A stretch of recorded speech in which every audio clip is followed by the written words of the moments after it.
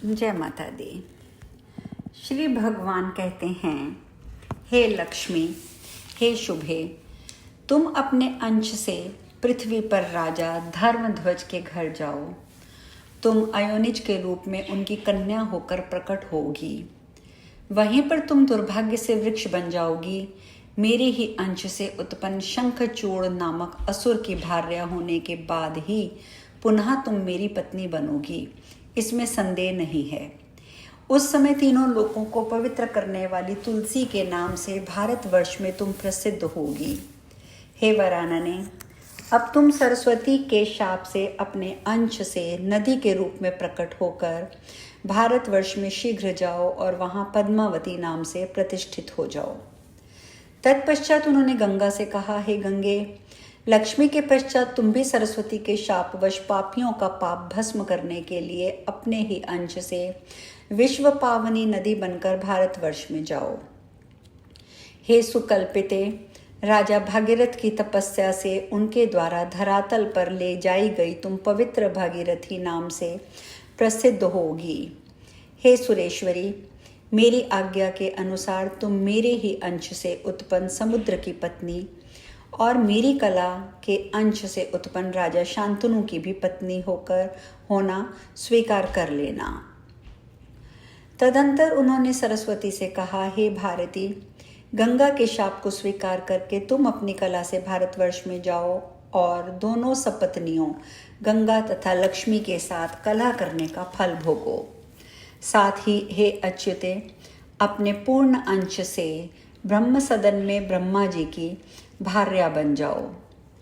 गंगा जी शिव के स्थान पर चली जाएं, यहाँ पर केवल शांत स्वभाव वाली क्रोध रहित मेरी भक्त सत्व स्वरूपा महान साध्वी, अत्यंत सौभाग्यवती, सुशील तथा धर्म का आचरण करने वाली लक्ष्मी ही विराजमान रहीं, जिनके एक अंश की कला से समस्त लोकों में सभी स्त्रियां धर्मनिष्ठ, पतिव्रता, शांत रूपा तथा सुशील बनकर पूजित होती हैं। भगवान बोले, विभिन्न स्वभाव वाली 3 स्त्रियां, 3 नौकर और 3 बांधवों का एकत्र रहना वेद विरुद्ध है, अतः ये मंगलदायक नहीं हो सकते। जिन गृहस्थों के घर में स्त्री पुरुष की भांति व्यवहार करे, पुरुष स्त्री के अधीन रहे, उनका जन्म निष्फल हो जाता है और पग पग पर उनका अमंगल होता है।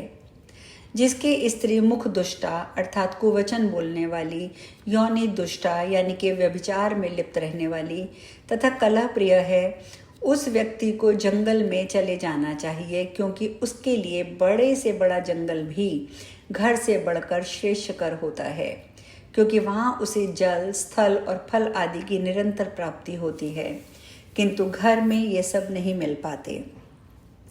अग्नि के पास रहना ठीक है अथवा हिंसक जंतुओं के निकट रहने पर भी सुख मिल सकता है, किंतु दुष्ट स्त्री के सानिध्य में रहने वाले पुरुषों को अवश्य ही उससे भी अधिक दुख भोगना पड़ता है। हे वरानने, व्याधि ज्वाला तथा विष ज्वाला तो पुरुषों के लिए ठीक है, किंतु दुष्ट स्त्रियों के मुख की ज्वाला मृत्यु से भी बढ़कर कष्टकारक होती है। स्त्री के वश में रहने वाले पुरुषों की शुद्धि शरीर के भस्म हो जाने पर भी निश्चित नहीं हो पाती। ऐसा व्यक्ति दिन में जो पुण्य कर्म करता है, उसके फल का वह भागी नहीं होता। वह इस लोक तथा परलोक में सर्वत्र निंदित होता है और नरक प्राप्त करता है। जो यश और कीर्ति से रहित है, वह जीते हुए भी मृतक के समान है। किसी पुरुष की बहुत सी पत्नियां एक साथ रहना कल्याणप्रद नहीं माना जाता। एक भार्या वाला तो सुखी है ही नहीं, फिर अनेक भार्या वाले कैसे सुखी रह सकते हैं। हे गंगे, तुम शिव के स्थान पर जाओ, और हे सरस्वती, तुम ब्रह्मा के स्थान पर जाओ। यहाँ मेरे भवन में उत्तम स्वभाव वाली सिर्फ लक्ष्मी ही रहे। जिस पुरुष की पत्नी सहज रूप से अनुकूल हो जाने वाली, उत्तम स्वभाव वाली तथा पतिव्रता होती है, उसे इस लोक में तथा स्वर्ग में सुख तथा धर्म की प्राप्त होते हैं और परलोक में मोक्ष पद प्राप्त होता है। जिनकी पत्नी पतिव्रता होती है, वह मुक्त, पवित्र और सुखी हैं। इसके विपरीत दुराचारिणी स्त्री का पति जीते जी मृतक के समान अपवित्र तथा दुखी है। श्री नारायण कहते हैं, हे नारद, ऐसा कहकर जगत के स्वामी भगवान विष्णु चुप हो गए। तब वे तीनों देवियां एक दूसरे का आलिंगन करके रोने लगीं। भगवान की ओर देखकर भय तथा शोक से कांपती हुई सभी देवियां अश्रुपूरित नेत्रों से उनसे बारी बारी कहने लगी। सरस्वती बोली, हे नाथ, मुझे जीवन भर संताप देने वाला कोई भी कठोर शाप दे दीजिए, किंतु मेरा त्याग न कीजिए, क्योंकि श्रेष्ठ स्वामी के द्वारा परित्यक्त वह स्त्रियां कैसे जीवित रह सकती हैं। भारतवर्ष में जाकर मैं निश्चय ही योग के द्वारा देह त्याग कर दूंगी। जिसकी भी अत्यधिक उन्नति होती है उसका अधोपतन भी अवश्यंभावी है। गंगा बोली, हे पद्म, हे जगतपते, आपने मेरे किस अपराध के कारण मेरा त्याग कर दिया है? मैं तो अपने देह को त्याग दूंगी और इस प्रकार आपको एक निरपराध स्त्री के वध का पाप लगेगा। जो मनुष्य इस पृथ्वी पर निर्दोष पत्नी का परित्याग कर देता है वह घोर नरक की यात्रा करता है, चाहे वह सर्वेश्वर ही क्यों न हो। पद्मा बोली, हे नाथ, आप तो सत्व स्वरूप हैं।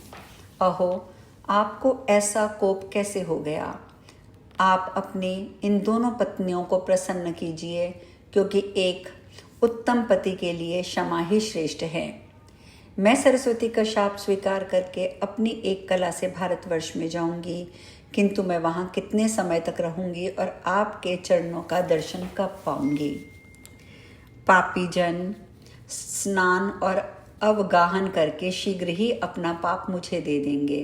तब किस उपाय के द्वारा उस पाप से मुक्त होकर आपके चरणों में पुनः स्थान पाऊंगी? हे अच्युत, अपनी एक कला से धर्मध्वज की साध्वी पुत्री होकर तुलसी रूप प्राप्त करके मैं आपके चरण कमल पुनः कब प्राप्त कर सकूंगी? आप जिसके अधिष्ठात्र देवता हैं, ऐसे वृक्ष रूप तुलसी के रूप में मैं प्रकट होंगी। किंतु हे कृपा निधान, आप मुझे ये बता दीजिए कि मेरा उद्धार कब करेंगे? यदि गंगा और सरस्वती के शाप से भारत में जाएंगी तब पुनः कब शाप और पाप से मुक्त होकर आपको प्राप्त करेंगी? साथ ही गंगा के शाप से ये सरस्वती भी यदि भारत में जाएंगी तब पुनः शाप से मुक्त होकर आपके चरणों का सानिध्य कब प्राप्त कर सकेंगी?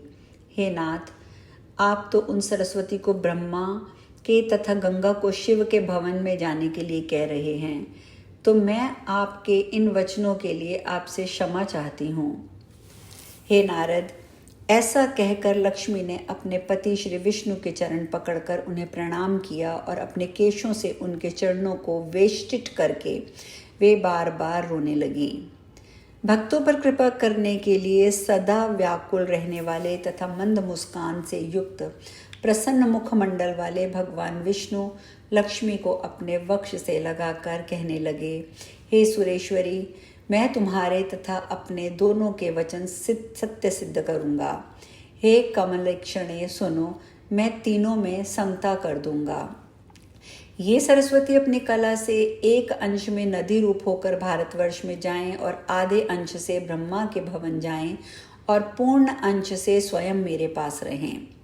इसी प्रकार भगीरथ के द्वारा ले जाई गई ये गंगा तीनों लोगों को पवित्र करने के लिए अपने कलांश से भारतवर्ष में जाएंगी, स्वयं पूर्ण अंश से मेरे भवन में रहें।